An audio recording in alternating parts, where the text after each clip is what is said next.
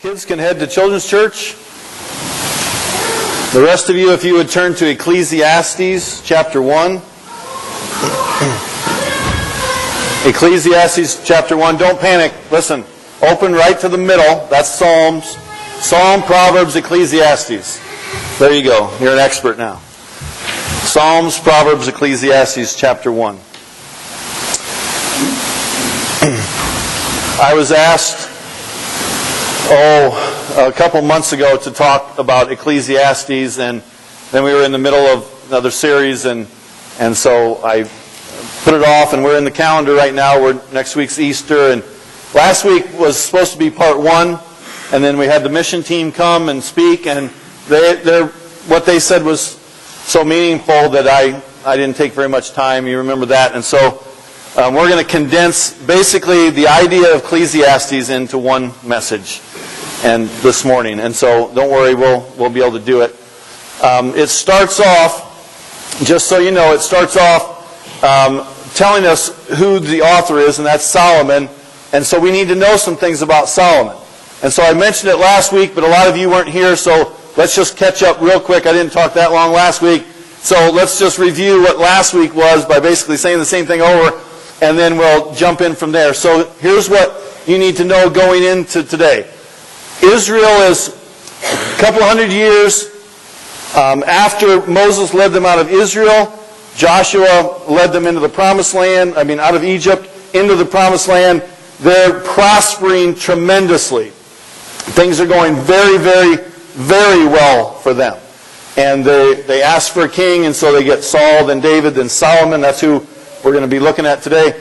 And things are incredibly well for them. And so last week I read out of 1 Kings chapter 4. You don't have to turn there. I just want to give you an idea of how big the palace was and the people that served for and worked for the king. And here's what it says that they ate and drank every single day. Every single day, here was their provisions.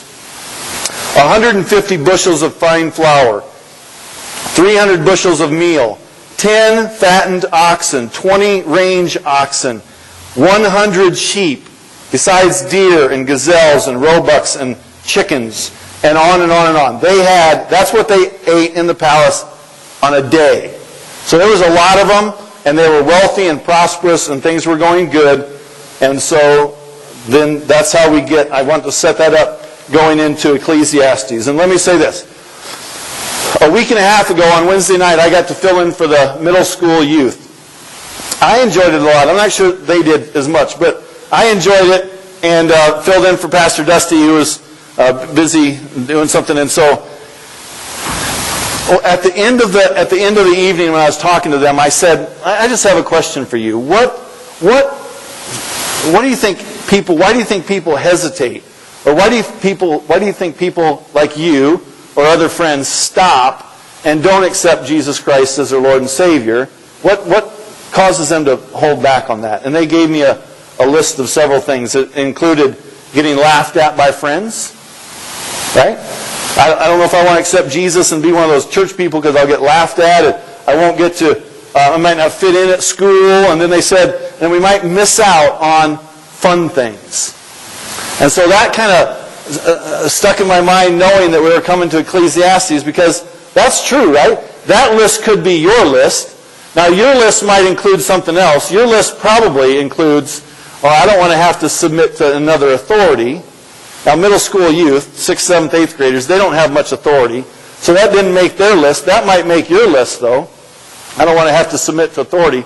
But think about that. I don't want to miss out on fun things. And we've done this to them. See, we've given them this idea that God is this giant killjoy up in heaven, and everything that's cool, everything that is fun to do, if we start to do it, we're going to hear this voice in our head, "No," and that's God saying, "No, you can't have any fun. You can stop that." And that's what we've done. Is that true? That's absolutely false. In other words, and the exact opposite is actually true. God wants us to be tremendously blessed and happy, and that's why I told you that verse, John 10:10. God wants us to have an abundant life. He wants to give us joy and have a pleasureful life. And so coming into Ecclesiastes, I think that's so relevant. I want to put that right in front of you. If you think that God's trying to stop you from having fun and you're going to miss out on fun things, then you need to listen for the next little bit, because I think it's going to be valuable for all of us.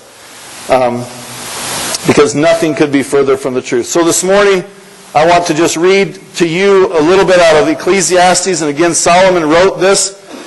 And the idea is simply this, that I want to get across to us. Seek significance and not comfort. In your life, I'm asking you to try and seek significance and not comfort. Okay? And I'll tell you why in just a little bit. So we're going to discuss that. Significance in serving Him, significance in other words, God, significance in loving God, and significance in glorifying God. So if you're there, Ecclesiastes 1, let's read. Verse 1 says, the words of the teacher, your version might say preacher, same difference. The idea is, he's the son of David, king of Jerusalem. So here he is. This is a king, King Solomon. He's the son of David. David's well-liked. Everybody knew David. Everybody likes David. And hey, I'm his son, and I'm the king. And I want to not just tell you my life story, but I want to teach you some things. So this is going to talk about Solomon's life, but it's much more than just his life. He's saying, I want to teach you some things. I'm going to be your teacher. I'm going to instruct you. I want you to learn. I want to help you through some things. And so he's king. He's powerful. He's wealthy. Things are going good for the kingdom. And so I just want, again, to remind you going in that Solomon is wealthier than you will ever be. Are you okay with that? He's wealthier. I mean, your lunch today is not going to include 100 oxen. Right? So he's wealthier than you. He has done more than you will ever do and experienced more than you will ever experience. He owns more than you will ever own. And anything on that list, he has more, done more, been there, done that, more than you will ever do. And so know that going in. So he wants you to listen to him. And he says this. Your version will be different. It'll probably say vanity, vanity, all is vanity or something like that, says the teacher. Mine says absolute futility, says the teacher. Absolute futility. Everything is futile. It means this. Vanity, it means meaningless. Put the word in, whatever you want.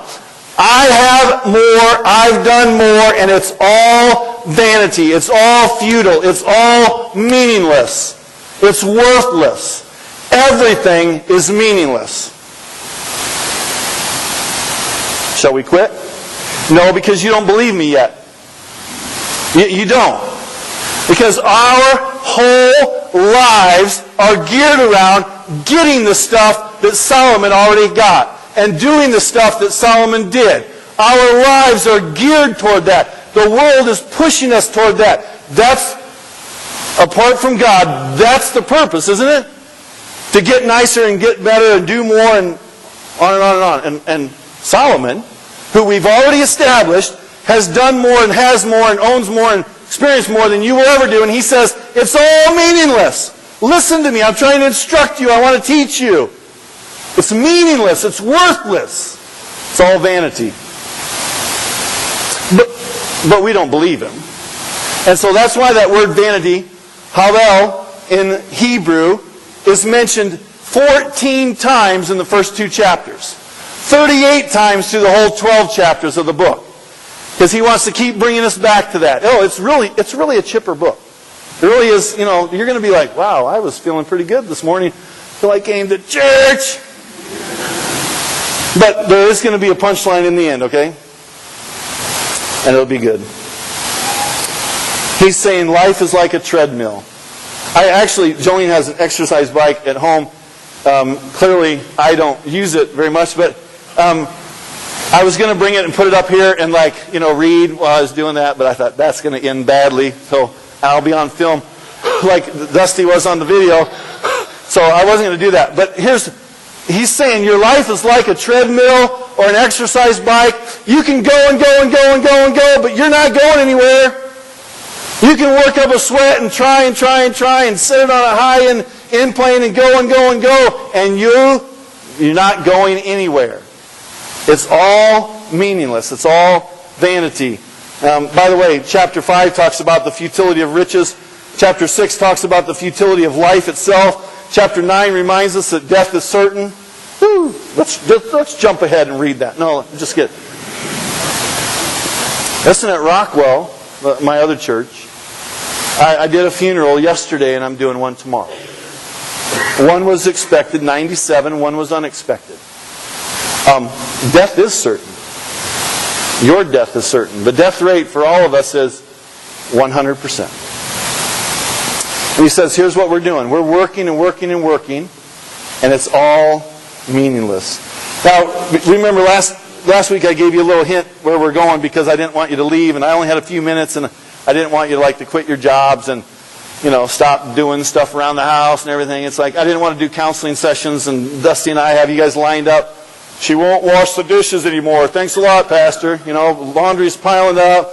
My husband quit his job. Yeah, great. Okay, so there is a point, though, and we're going to get there. So if you need to leave for some reason, you need to watch the video because it's going to end, well. But we got a lot to get through before then. Okay, so let's look. Verse 3. Follow along with me. I'll read 3 through 6. What does a man gain for all his efforts? He labors under the sun. In other words, what do I get for doing all this stuff? I'm working all day long. What do I get? A generation, verse 4, goes and a generation comes, but the earth remains forever. The sun rises and the sun sets. Panting, it returns to its place where it rises, gusting to the south and turning to the north, turning and turning. The wind goes the wind. He must have lived in this area. And the wind returns in this cycle. In other words, look, he's saying, things it's just over and over and over. The same things over and over and over. Right? Here's your life. I don't know the exact details, but tomorrow morning you're going to get up. Your alarm's going to go off. Some of you guys that are older, you're going to get up right before your alarm goes off. I know, you're disgusting. But you do it, and so you're going to get up, and you're going to go in the restroom or whatever, and you're going to start getting ready, or you're going to hit the coffee pot, or you're going to go out to Casey's, and you're going to eat breakfast, the same cereal that you've eaten for the last 24 days in a row, and you're going to go to work, right, on Monday morning. You're going to go to work because you packed your lunch, and you're going to eat your lunch. You're going to finish out the afternoon. You're going to drive home. You're going to come home. You're going to do supper. You're going to watch TV. And you're going to go to bed, and you're going to do it all over again. It's like Groundhog Day, right? This is your life, over and over and over. Oh, wait a minute. What about the weekends? Well, the weekends you do the same thing too. It's just the weekend, right? Like football season. Well, we're going to take a break on football season. I'm going to do something different on Saturday. Yeah, but you do that every year on Saturday during football, right? Your life is the same. Guess what I'm going to be doing this Saturday? I already had it mapped out years ahead, right? This Saturday I'm going to go to Cedar Rapids with my family and go to my folks. We used to do it on Sunday. Now that I'm a pastor, I'm kind of busy, so we do it on Saturday before Easter, right? Year after year. You're the same. Holidays, birthdays, it's all, you already know what you're going to do, right? It's the same thing over and over and over. It's like the sun that comes up and goes down, and guess what? Tomorrow morning, it's going to, well, from our perspective, it rises. We're actually the one. Okay, we don't have time. Okay, so it's like the same thing over and over and over. And so let's keep going. We got to go. This is just basically, I just was trying to explain what he's saying. He said, you know what? It's all the same. This is a pretty cool concept. All the streams flow to the sea, yet the sea is never full. The streams are flowing to the place, and they will flow there again. All things are wearisome. Man is unable to speak. Key point alert right here. Key point. Okay, key point. The eye is not satisfied by seeing, or the ear filled with hearing. What has been will be, and what has been done, that is what will be done. There is nothing new under the sun. Jolene and I don't remember where we were, but I saw it's a really cool thing, and we didn't have the money, or I would have probably bought it, but it was like this bucket thing that had a spout that came out of it, like a faucet thing, and it came out of it, and then the water was pouring in the bucket, but there was a pump down at the bottom of the bucket, and it just ran the water, so it never filled up. But it looked like you could put it up against your wall or something, it'd make it look like the bucket was getting filled, but it really wasn't. It was just recycling. That's what he's saying. Get that picture. This is your life. It just keeps going, and the bucket never gets filled. see, your eyes, it says, are never satisfied. And your ears are never full. You tracking with what that means? Your eyes are never satisfied. Your ears are never... Let me say it like this. Your ears. You got favorite songs? When you hear it one time, are you done with the favorite song? I never need to hear that again. I'm full. I love that song. It's so awesome, man. I never need to hear it again. Or do you listen? You put it on your playlist and you listen to it. Help me out. Over and over and over, don't you? You're going to go to lunch today and you're going to get full. You're going to get full, aren't you? Probably. And guess what you're going to do tomorrow? You're going to eat again. Because you're never satisfied. And can I just say, you put this however you want it. Your eyes are never satisfied. They will never be like, oh, okay, I've seen enough. I'm good. You'll never get there. You're like this bucket that just or like the ocean, the rivers flow into oceans, and it never gets full, right? That's you. You're never, ever, ever satisfied. So what's the point of this? Here's the point. Your life is revolved around doing stuff and getting stuff and experiencing stuff, and He's telling you, you will never get enough. I've done it. I've done more than you will ever do. I've had more than you will ever have. I've experienced more than you will ever have, and it's all meaningless. You'll never get filled up. Ever.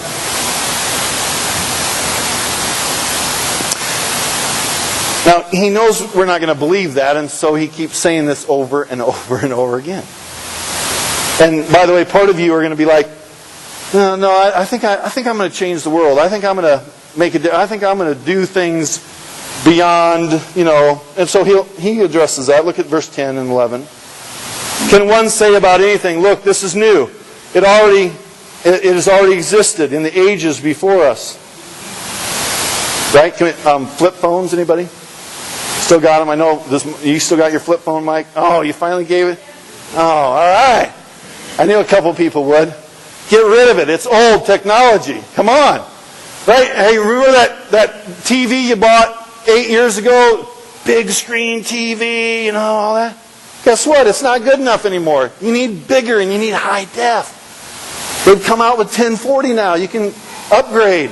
Right? We never have enough. We keep going and going and going. All right, I saw a couple of people nodding their heads. I won't point you out, but you know what I'm talking about. Look, I buy tennis shoes every 9. I'm really hard on tennis shoes, but remember how you buy a new pair of shoes and then you get a little dirt on them or whatever, and you come home and you wipe them off. All right, are you tracking with me? Clean them up and everything. 9 months later, I mow in them. They're all stained, right?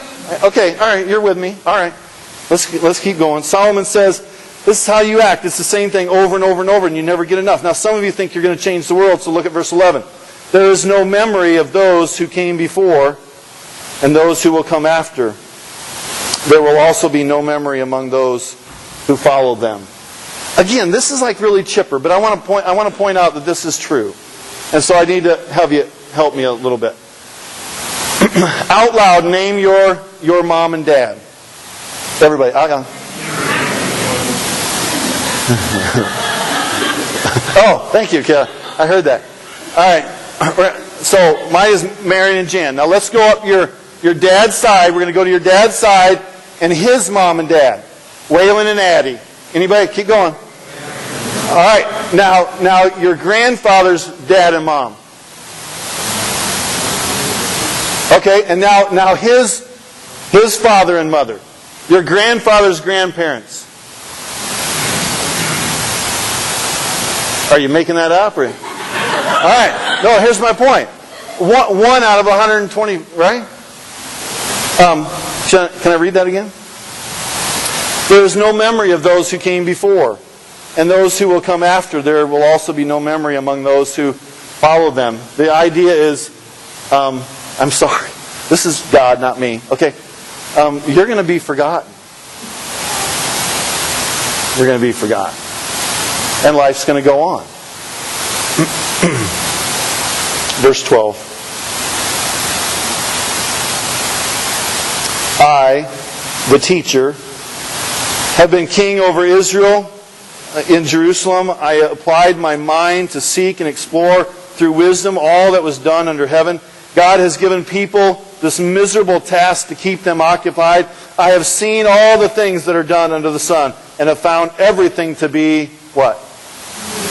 Meaningless, vanity, futile, a pursuit of the wind.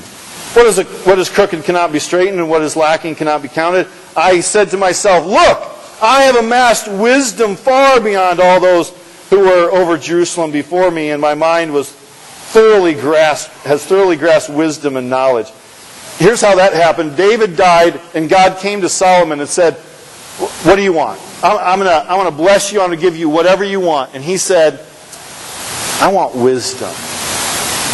And so God says, I'm going to make you the wisest person that there is. The wisest person. And he said, I'm so impressed that you didn't ask for power or money. I'm going to give you those too.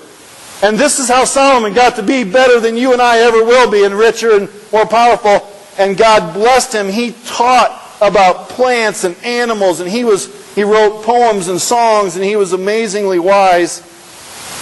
And then look at verse 18. And we need to pause because I want to tell you what I think this means. I applied my mind to know wisdom and knowledge.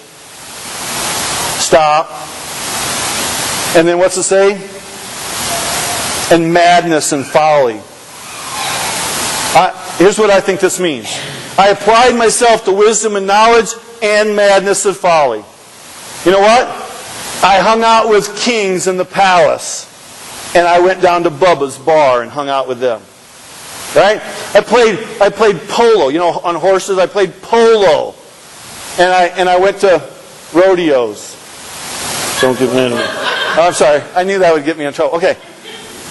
I ate lobster and caviar, and I had mac and cheese with hot dogs cut up in it. Right? I drank the finest champagne in Old Milwaukee. I don't know. I just made that. I don't know. But, no, seriously. Now, I wanted you to laugh, but here's my point. He has done it all. I hung out with kings and princes and queens, and I hung out with other people, church people, or I don't know. So he hung out with other people, and he's ate good food and bad. He's done it all, and he says, you know what? It's meaningless.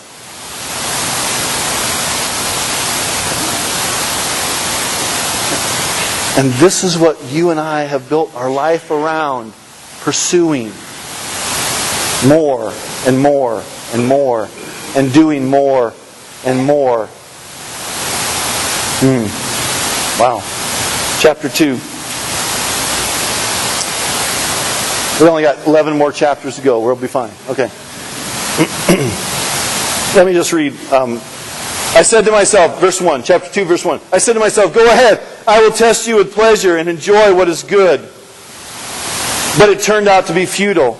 I also said about laughter. It is madness, and about pleasure. What does this accomplish? I explored with my mind how to let my body enjoy life with wine and how to grasp folly, my mind still guiding me in wisdom until I could see what is good for people to do under heaven during the few days of their lives. I increased my achievements. I built houses and planted vineyards for myself. I made gardens and parks for myself. I planted every kind of fruit tree in them. I constructed reservoirs of water for myself from which to irrigate the grove of flourishing trees. I acquired male and female servants and had slaves who were born in my house. I also owned many herds of cattle and flocks, more than all who were before me in Jerusalem. I amassed silver and gold for myself and treasured of kings and provinces. I gathered male and female singers for myself and many concubines, the delights of men. Thus I became great and surpassed all who were before me in Jerusalem. My wisdom all remained with me. Here's what this is saying.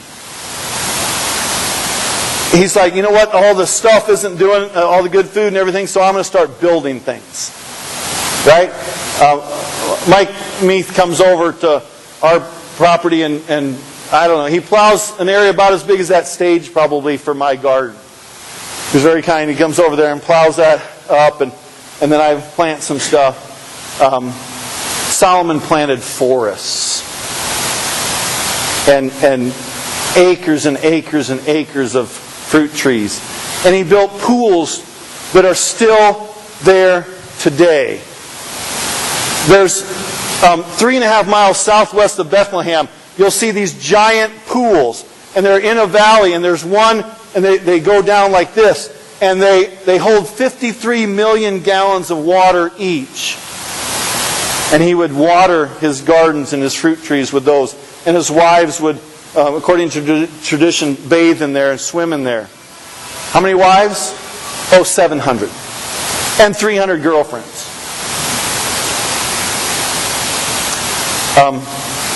And by the way, the Bible says that many concubines, that'd be the girlfriends, the delights of men. See, the Bible is not shy about hitting the problems of our society. See, the world keeps telling us, hey guys, go after more. Right? And Solomon's like, hey, I beat you. Right? Well, I've had 4 girlfriends in my life. Yeah, he married that many every week. Right? Every week. Or whatever. I don't know. Are you tracking? And he says it's all what? It's all... It's all meaningless. He built subdivisions. He built gardens, and it just goes on and on and on. Verse 10. Another key point alert here. All that my eyes desired, I did not deny them. I did not refuse myself any pleasure, for I took pleasure in all my struggles. This was my reward for all my struggles. See, it's tough being David's son and living in a palace. So, he had some struggles in life. So he says, you know what? And we do this too, right? I worked pretty hard today. I'm going to get up. I'm going to go to Dairy Queen, right? So he did the same thing, only he did it a lot bigger than you. So he didn't keep anything back from himself. He experienced it all. Verse 11. When I considered all that I had accomplished and what I had labored to achieve, I found everything to be meaningless in a pursuit of the wind. There was nothing to be gained under the sun. And then, I don't have time, but if you keep reading this next section, the idea is this. I'm going to build all this wealth. I'm going to start these businesses. I'm going to create all this stuff, and I'm going to leave it to somebody else, and they're going to just blow it, right? You're going to redo a car and make it look all nice, and you're going to give it to your kid, and he's going to leave it out in the sun, and it's going to rust.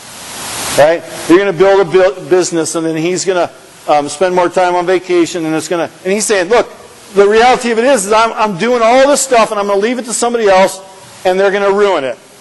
And by the way, in verse 15, he says this, and they don't have phones back there, but modern day, this is what he says. You know what? The wise people and the foolish people, they both get the phone call. Cancer or whatever. The rich and the poor, they all get that phone call. Right? The good and the bad, it doesn't matter. No matter who you are, life is going to hit you with some things. Doesn't matter. So he's like, so why am I doing this? And then it resolves itself. Let's finish up. Verse 24. There is nothing better for man than to eat and drink and to enjoy his work. I have seen that even this is from God's hand. For who can eat and who can enjoy life apart from Him? Can I say that again? For who can eat and who can enjoy life apart from Him, apart from God? That's how this resolves out. For who can eat and who can enjoy life apart from Him? This is what you and I need to know. And then let me finish with this too, and then I'll wrap up. Verse 11 of chapter 3. Verse 11 of chapter 3. He has made everything appropriate in its time. He has also put eternity in your heart, in their hearts. He has put eternity in your hearts. But man cannot discover the work God has done from the beginning to the end. This is what this means. He's made you different than a dog or different than a whale or a monkey, right? He's put eternity in your heart.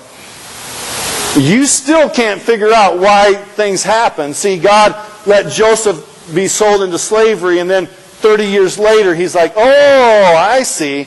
You still can't figure that out. But you know that there's something different about you, and you have eternity in your heart. And there's something going on, and you have a spot in your heart that can only be filled by God, because you're different than animals. You want to find satisfaction? God. And you want to find... No, let's go back to... That's what that means. Back to chapter 2, verse 25. For who can eat and who can enjoy life apart from Him? Here's what this means. We're going to go to lunch today. Probably somewhere, or go home, or you're going to eat lunch. If you sat alongside someone who's unsaved, you both sit down with a steak and Pepsi. Right? Tracking with me? You both sit down with a steak and Pepsi. And he sits there and he enjoys that, and he's like, oh, that's satisfying. Oh, that's good. And you know what you do?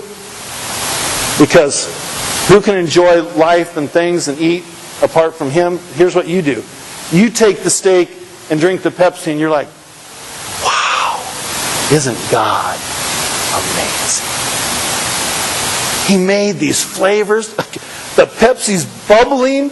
I mean, can you believe that? This is so awesome that God does this. And it plays out in your entire life. Listen to me clearly. I want to be very plain about this.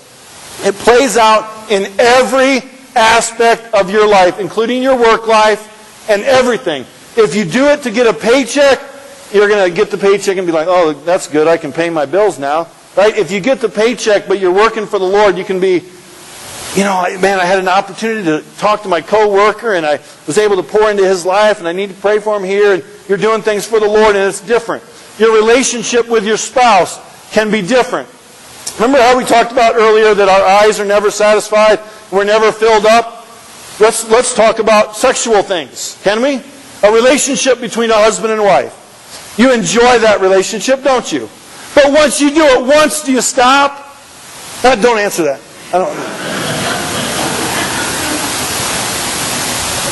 You enjoy it and it's satisfying, but it doesn't end there. You're not filled up. So apart from God, we get in trouble with that, don't we? Anybody? Apart from God, we get in trouble with that. With God, we pour into our spouse and it becomes much more than just that moment. It's like, oh God, thank you for giving me my spouse.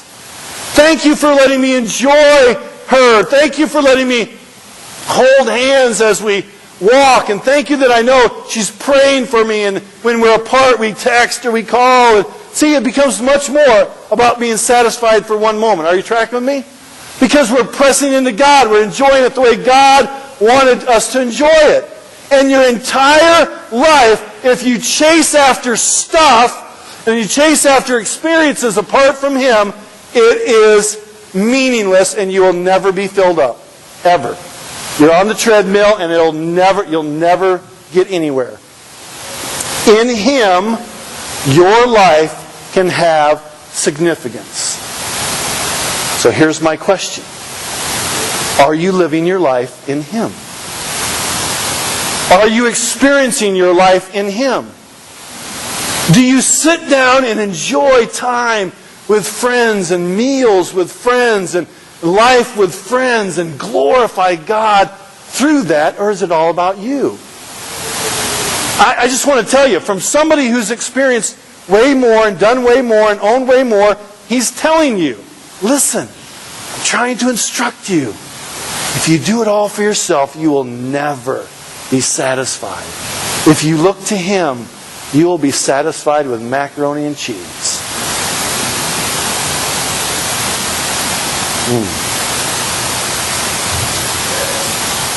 Why don't you bow your heads and close your eyes for just a moment?